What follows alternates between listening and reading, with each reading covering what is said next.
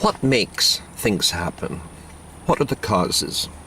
What makes, for example, a war, human conflict, start and stop?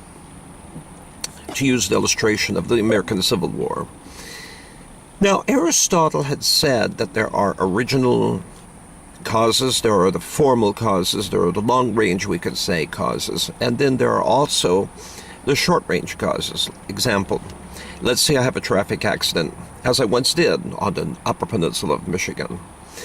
Now, let's say that somebody would ask, what caused the accident? The police would say, you crossed the yellow line. Well, why did I cross the yellow line? Oh, I was trying to pass a truck. Why was that hard? Because there was a whiteout because it was December in the Upper Peninsula, and the truck was pulling up big plumes of smoke, of snow and spraying.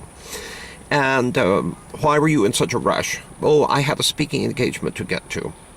So you were impatient and concerned.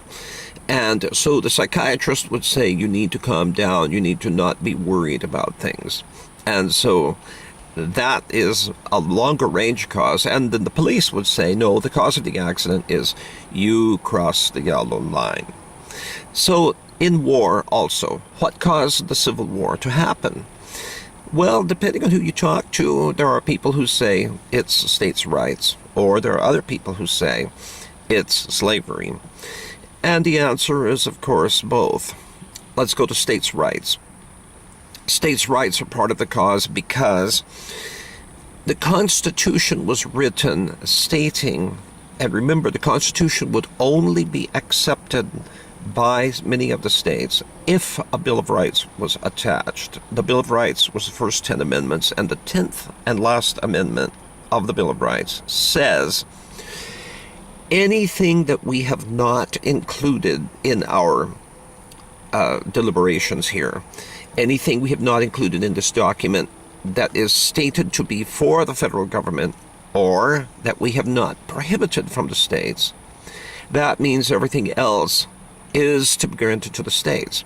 Well, the southern states could take that statement and say, in fact, there's several people nowadays in favor of devolving government from the federal to the states have said the same thing. They have said the 10th Amendment says that all other items are to be devolved to the states. Now think of some of the hot-button issues of today, controversial things with heated debate on both sides, like abortion, homosexual marriage, all kinds of things take place. In fact, very many things that the Constitution writers could not possibly have dreamed of, the internet, would come under some of this, unless you want to take broad statements like interstate commerce and say it applies to that, or interstate commerce applies to these new developments. So anyway, with the invention or involvement of states' rights involved, the southern states said, constitutionally, our rights have been violated by the government, and therefore we are going to insist that we have a right to leave.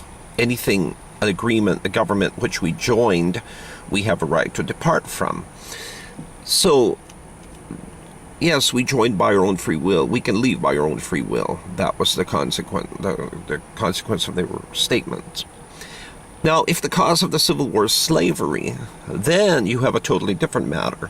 And you were saying, and when I was in high school, in college, I said, the cause of this battle ultimately was slavery.